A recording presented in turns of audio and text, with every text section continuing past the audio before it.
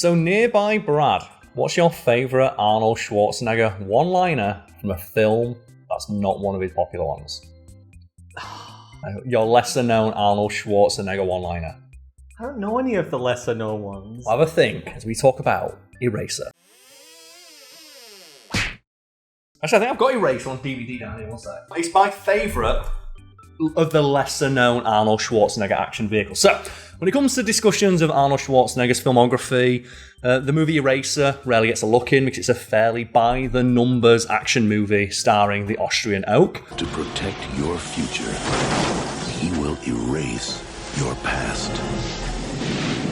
Which is kind of a shame because there's an amazing bit of trivia about its production. That being that a company threatened to sue the makers of Eraser if they didn't erase their name from their movie. Ooh, juicy. And that company was Cyrix Corporation, a Texas-based manufacturer of microprocessors nobody really gives a shit about anymore because they don't exist, which it gives it at least one thing in common with Eraser, because I don't hear anyone talking about this, which is a shame because it features Arnold Schwarzenegger dual-wielding guns that specifically target people's skeletons.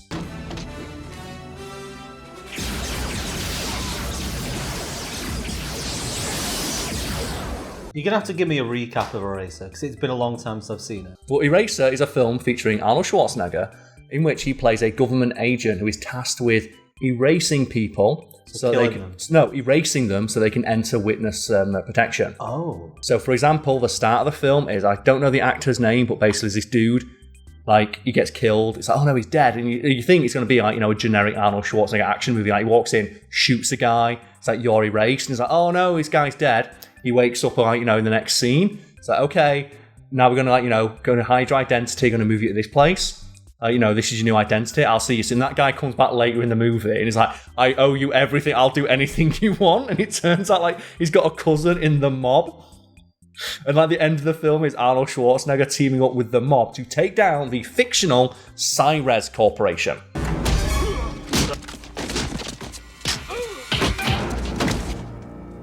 Nobody screws with the Union. The basic plot of the film after, the establishing of, like, what Arnold Schwarzenegger does is that there is this fictional company called Cyrix who are producing, like, super high-end, almost futuristic military hardware. That's on, like, the bleeding edge of technology they plan to sell on the black market to terrorists. And this bleeding edge military hardware is a gun that can shoot your skeleton off.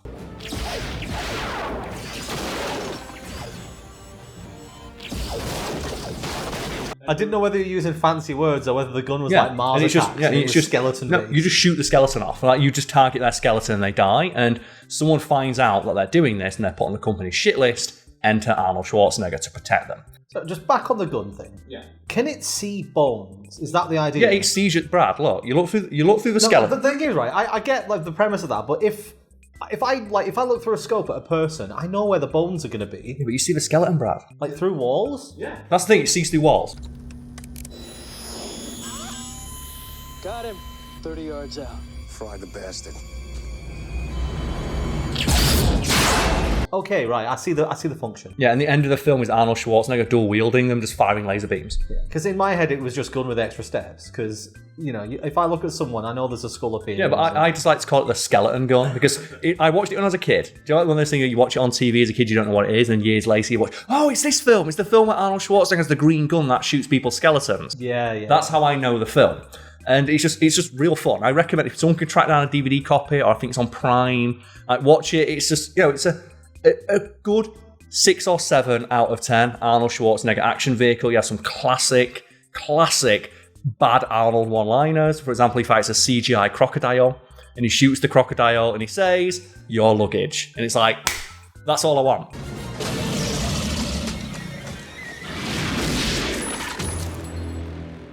Your luggage.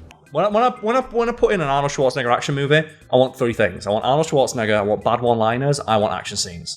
Is there any actor who is as quotable as Schwarzenegger in every film? No. I think we did that focus episode on guessing movie quotes. Arnold Schwarzenegger as an actor has more of on the list of 100 greatest movie quotes than anyone else. It's like, I'll be back. Get to the chopper. He'll live. Hasta la vista, baby. Hasta la vista, baby. Put that cookie down! Oh, these cookies! I gotta get the recipe from Les. Put that cookie down! now! He's got so many that people forget about them, don't they? You forget, like, Eraser, 'cause something like Arnold Schwarzenegger himself has talked about is every movie he makes, or, after like the success of Terminator, he liked to have one line that people would quote, because he said that after Terminator came out, he'd walk down the street. People quote to him and say, say the line, and he's like, what? What line? It's like, say the line, say, I'll be back. And he, I'll be back. And then he'd go, oh, that's great. And he thought that made people so happy to hear him say that line. He told, like, directors and producers and scriptwriters, like, put lines like that in all my movies. And not all of them are winners, but to me, if I'd want Arnold Schwarzenegger to say, you're erased. And it's like, yeah! Yeah? You've just been erased.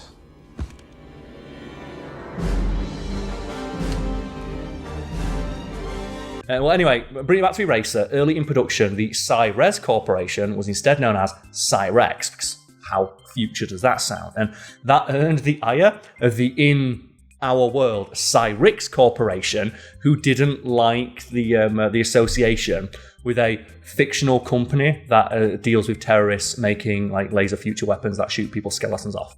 What did Cyrix in our world do? Well, they didn't like it and they threatened to sue. I meant, what was the company? They made microprocessors. Okay. So they were still futuristic tech. No, they're making technology, yeah, and they didn't like the idea of being associated with this fictional corporation that makes weapons that they sell to terrorists. I was just clarifying, because if they were like a donut company, then I don't get it. But yeah. And this makes no sense to me, because no one's going to think that you are this company. And even if they did, why would you not want the free marketing?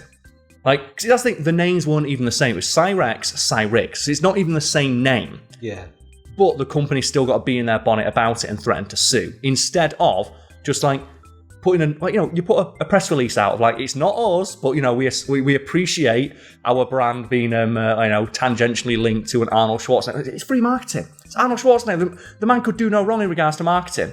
Imagine if you're in they're in an interview and like, oh, so your company shares a name with this film. Do you make guns that shoot people's skeletons? You'd be like, of course we don't make those guns. Yeah, of course. We make microprocessors. We're not quite that advanced yet, but we appreciate the nod in the film, even if it's not a knowing reference to you. Because I think the producers and the people who wrote scripts, like, we had no idea this company existed. It just sounded cool, like cyber, like futuristic, like Cyrex. It just sounds futuristic. It sounds cool. Like, if anything, it sounds cooler than the company that exists in our world. If I was that company, I'd have changed my name to Cyrex, and that's way better than what we got. Cyrex sounds like a psychic dinosaur. It sounds so cool. It sounds way cooler than both Cy-Res, which is what they had to change it to, and Cyrix, which is what the company in our world who said that we don't like this association. So considering it was changed, I'm guessing they made such a fuss, they had to change it. They threatened to sue the movie. And the problem is that they threatened to sue the movie a week before it was due to come out. Wait, so the film was made? The film was already finished. So they had to go back in and change. Was it like just voice lines or like logos? There's logos. There are multiple voice lines of people saying this, including by Arnold Schwarzenegger. There are, screenshots. The quotes we never got. There are things in the background with it on, posters and on screens and stuff like that. And the film was already $20 million over budget, and they didn't want to delay it anymore. So what they did is they paid a reported $1 million to go back through the movie and scrub out every reference to Cyrex, replace it with Cy-Res, including bringing Arnold Schwarzenegger into the sound booth to record him saying Cy-Res to dub over his own lines. And what makes it even better? What? They still didn't get it perfect, and there are a couple of frames in the movie where you can see the original name. And again, this is a film called Eraser, and they're trying to erase all reference of this real-world company, and they didn't manage to do it. How did nobody from either the studio or Cyrix realise this would be a great bit of organic marketing? Of just make a joke of, we don't like our name being used, could you erase it from your movie? And then, just get some free column inches, a bit of press. You could even get Arnold Schwarzenegger, mention your company's name on TV if you play your cards right. Instead, it's a bit of trivia no fucker talks about, because no one talks about this movie. Presumably, we're the first people to talk about online. This is one of the most, fact fiend things we've done for a while. Yeah. Talking about what is basically a joke, because it's erasing something from a movie called Eraser. Yep. From a movie that no one cares about. But only someone like me cares about. I need nostalgia for, because I'm a weirdo who like bad action movies. Yeah, and they had to do that. And it reminds me, there's plenty of stories like this. Someone in the comments probably mentioned in the Demolition Man one of Taco Bell. In the future, all restaurants are Taco Bell. In our release in the UK and Europe, because Taco Bell wasn't a thing when that movie came out. It's Pizza Hut. And they had to CGI all the Pizza Hut, all the Taco Bell logos out, so like Pizza Hut logos, and they redubbed Sylvester Stallone to say Pizza Hut instead of Taco Bell, but you still see the Taco Bell logo in the background.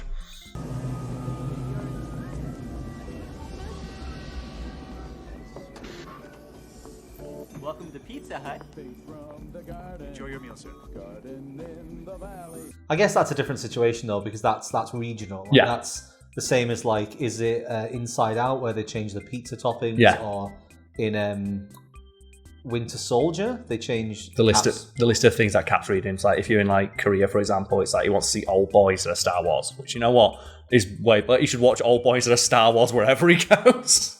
I think we've talked before about the Transformers films and how they had nobody wanted to be the Decepticons. Like that's an example of them being like, oh, it's not good marketing. It's like, it's great marketing. Yeah, like so people don't know what Brad's talking about there. When they were making the Transformers movies, like, oh yeah, who wants to be Bumblebee? Like King Camaro, of course. Yeah, they paid money to have their car be the hero. No one wanted to be a Decepticon. Like no company would give the rights to their car to the filmmakers to make their car an evil car, because they didn't want footage of their car running people over. And I'd be like, I'd want that. I'd want footage of the joke we're making. I'd want footage of my car running over Shia LaBeouf. That's great marketing. It's free. Like the thing, there's no such thing as bad publicity. If anything, it's worse publicity when you don't want your car in the movie being a well-known cool character. It makes your company look really like boring. They got no sense of humour. That you take yourself too seriously, and it's happened many, many times in the production of many films, like including Eraser. And Eraser is probably one of like the weirder, more like obscure examples because no one cares about the movie. Have you thought, Brad? Have you thought about like your favourite popular Arnold Schwarzenegger movie quote? Mine's "You're erased" or "Your luggage." Unfortunately, not. Like I said, all the ones I know are the popular ones. Mm-hmm. I don't tend to make mental notes of what's like special feature, the lesser known ones. Oh, nothing. So the movies, the man, the Terminator, Total Recall, Terminator 2. True Lies, now add another spectacular effects-filled Arnold Schwarzenegger smash hit to the list. The dynamic superstar plays John Kruger, a US Marshal who erases the life and identities of people entering the Witness Protection Program. Kruger must protect an executive, Vanessa Williams, who's uncovered a deal to put a new superweapon in the wrong hands. It's do or die. So Kruger makes sure he does in a non-stop action spree that includes plunging from an airplane after his parachute, which he actually does and stuntman did in real life, outbraining ultra-tech security and outbrawling killers with hyper-velocity weapons. For power-packed excitement, Eraser is unstoppable. I would also recommend True Lies as well, which I also have on DVD down there. Another one of my favourite Schwarzenegger films, because it's a film about a terrorist plot where you forget the terrorists because like halfway through it turns into a romantic comedy between Arnold Schwarzenegger and Jamie Lee Curtis.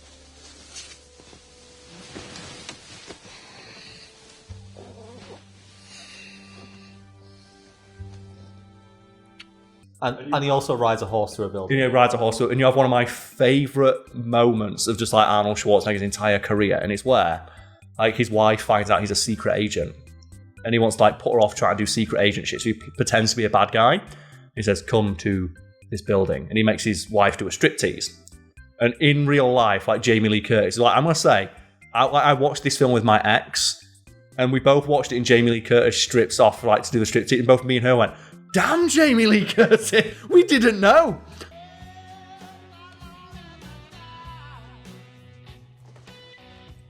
In real life, Jamie Lee Curtis eats shit. Like, she falls over while doing the scene. Yeah, she's on a bedpost, isn't she? And she eats shit in real life. And like Arnold Schwarzenegger breaks character to help her up and then quickly goes back into the chair because it was so funny they left the take in.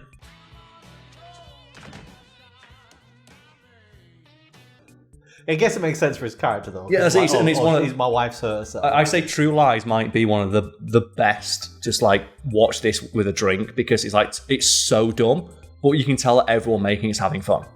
I think I want to recommend The Running Man. Obviously, big film, but nowadays it might not be as well known. Yeah, and it's nothing like the novel. For anyone's going, it's not like the book. It's like, yeah, it's better. The novel sucks. You ever read it? I didn't know there was the book. Yeah, the book, which I read, and it sucks, ends with the main character crashing a plane into the headquarters of Running Man while his guts are falling out of his stomach and being ripped out of the hole in the plane. I guess loosely explain Running Man as well, if people haven't seen that. It's the Hunger Games. Oh, yeah. Yeah, or Battle Royale. Or one of those other, like, 50 movies that, like, revolves around that premise. Criminals get thrown in a game show where they have to survive, basically. And no one ever survives until Schwarzenegger gets in. They never made Running Man. Like, they never remade Running Man. Like, why did they never try to remake Running Man after Hunger Games got popular? It's like, picture it as like the adult version of the Hunger Games. Yeah. Like, you know, especially when you've got an aging or like people who grew up with the Hunger Games, as they get older, they still have a taste for that kind of movie. And say this is the adult version where people actually get murdered. Yeah, you could flip the plot around a little bit and say, oh, instead of it being like 1 or 2 people or whatever it is, they put like 100 people into the arena, and there's all of these, like, I guess, killer, like the house robots. Yeah, like, so you get the olds in who are like, oh, I remember the original, I want to go see that. And you get like the youngers who are like, oh man, I like the Hunger Games. This is like Hunger Games with more edge. It's got, you know, more violence, more combined with Saw. Yeah. And then Sixth Day. I like Sixth Day. I do like the Sixth Day as well. Like that weird period where Arnold Schwarzenegger kept doing like weird sci-fi movies. So I really like that concept as well, the Sixth Day. It's got so many, like, Sixth Day is another one of those, like a solid 6 or 7 out of 10 based on how much you enjoy either action or sci-fi. And I really like the concept of the Sixth Day. Yes, I think it's so interesting. I think the world building's really good as well, because the Sixth Day is set in a universe where cloning it's a solved issue at this point. They say, like, you know, cloning has been figured out, but there's an outlaw on cloning an entire human. So you're allowed to clone organs, animals, anything like that, but cloning a human is outlawed because they just don't want to deal with the legality of deciding, is that a person? And that's the whole thing. But there's like so much neat world building, because like the company, like, you know, spoilers, clones a human. There's just like throwaway lines where they talk about the universe, where he says like, well, you know, my science has repopulated the oceans. It's like, oh, it's set in a world like, you know, like ours, where we've fucking depleted the oceans of fish. And he says we cloned fish and refilled the oceans with cloned fish. No one complained about that. Or they talk about, you know, repets, like people's pets die, they reclone, or like organs. No one gives a shit when, like, you know, no one cares that we, you know, when they want the organ, like everyone will fight against what we do until they need it. And that's a great concept, isn't it, for like science fiction, of like, you know, people are arguing against like the idea of cloning a person or cloning being wrong right up until they need an organ or they're starving. It's like, well, you didn't complain about me cloning all the fish, you didn't complain about me solving world hunger, why won't you let me solve death? It's like GM foods. Yeah. Similar concept. Like, people will complain, but if you're like, well, we've modified this thing to make it better and we can save millions. If you ask the people who actually need it, do they give a shit about the ethics, or do they want the thing? And that's what I like. Like, yeah, you let us cure all these problems. Why won't you let us solve the ultimate problem of death? And then it brings up the morality of like, well, is it you? And that's the question you have in the film, isn't it? Like, spoilers, Arnold Schwarzenegger encounters another version of himself, and the argument becomes like, which one is the real Arnold Schwarzenegger? Which one has a life? Do they both have a soul? Like, he even says that at the end, like, to spell it out for the members of the audience who maybe don't get the themes of, do I have a soul?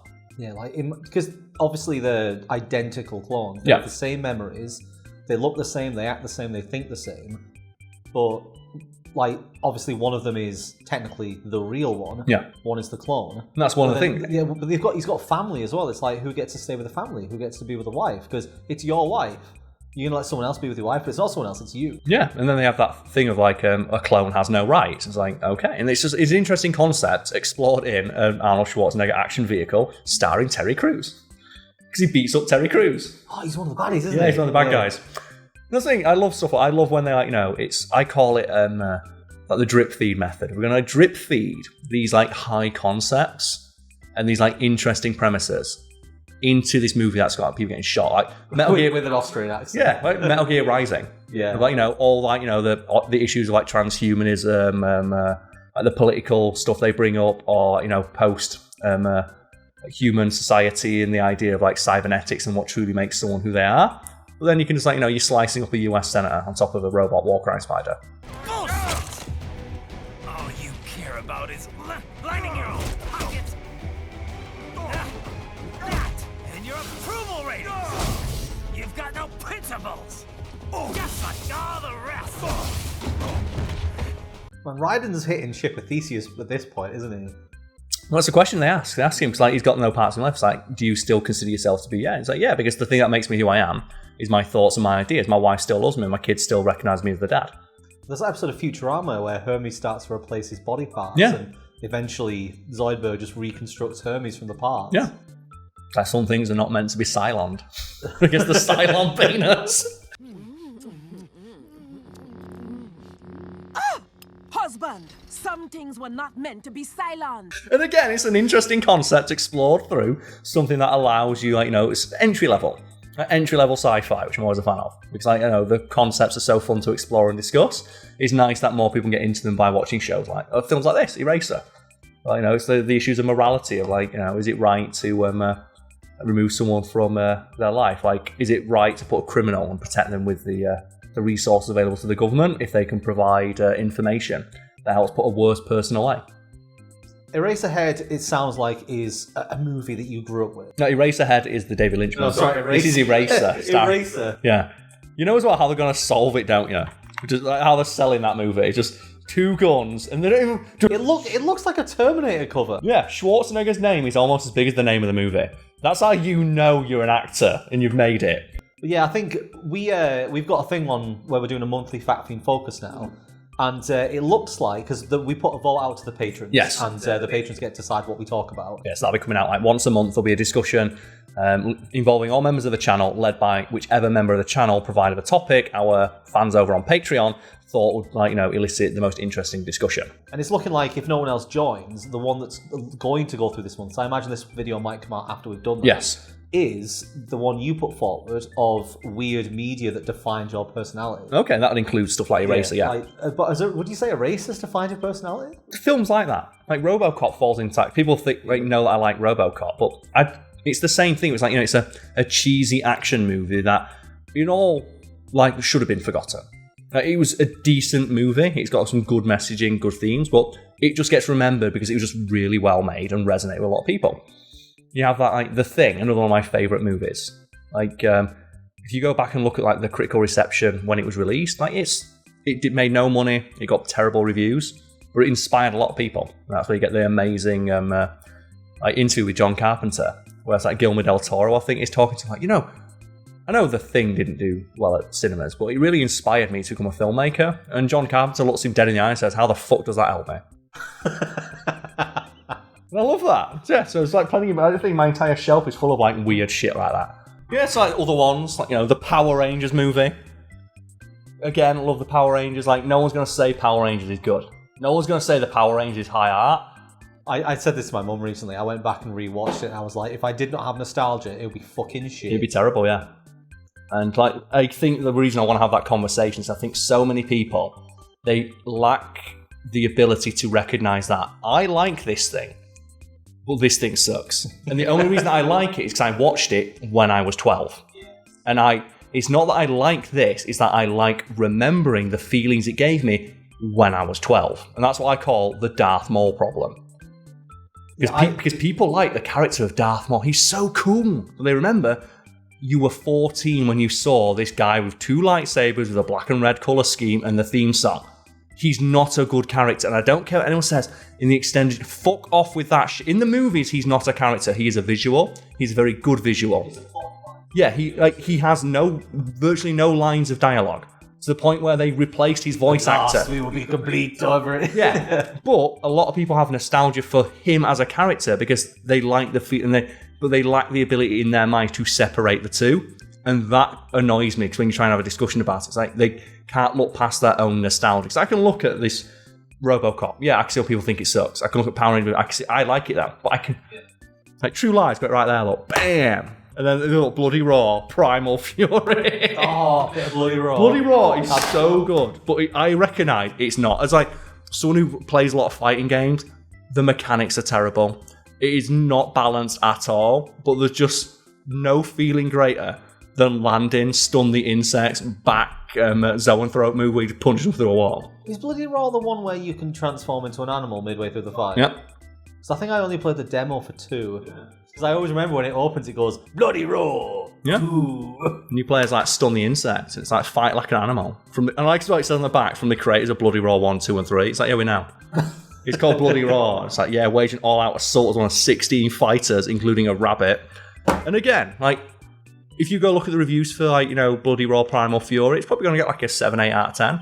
It's not perfect by any means, but I like it. And it's okay to like something that's not perfect. By the same token, it's also okay to dislike something that is universally agreed to be good if it doesn't resonate with you as a person. Just take one step back, remove your ego from the discussion, and just look and go, okay, be objective. And that's what I want to like try and like encourage people to do. So yeah, I guess if you want to vote or see like, you know, an extended, like, you know, hour-long discussion around a concept like this. Because I love conversation, and it frustrates me so much that conversations like this do not happen online. Because whenever you go watch like a video or you seek out discussions on like Reddit or something like that about a thing, only the most binary responses to it get any sort of traction because they're the ones that elicit people's emotions. It strikes at that part of themselves that feels like this part of their identity is being attacked. They can't remove themselves from that and talk about it as, like, you know, a thing. Like, think how often we talk about Star Wars or something, and there's always one person who'll be like, do you even like it? And it's like, yeah, we do. But we don't base our personality on it to a point where it upsets us to see it criticised. Well, there's people out there who love watching bad movies, like bad horror movies. I love it, yeah. I love it. But there's also people out there who stand by the fact that there's no value to watching them. And both perspectives are valid, but they shouldn't clash because it's an individual preference. It's also a thing of like people get annoyed when something isn't good. Like, you know, there's value in all media. I've talked about this before. Like, everything has value, even if the value that it provides is showing you what not to do. And by the same token, like discussing things that are bad, like there's still things that are good in them. There's always going to be that kernel of corn and that nugget of shit. And just, yeah, I love it. And it pains me so much that, you know, it's not a thing that's more like widely popular online, where it's just discussion is just dominated by people who love something or hate it. And the thing is just entirely binary around those two things. And even to the point where you can tell the person doesn't even believe the shit they're saying. They just know that if they are unrelentingly positive or negative, it'll get clicks and interaction, because that's ultimately all they care about. They don't want the discussion, they just want the interaction. Which is how children interact. And we're not children, we're adults. Carl's calling out the internet, you're all little kids. Yeah, it's how you talk to fucking kids, innit?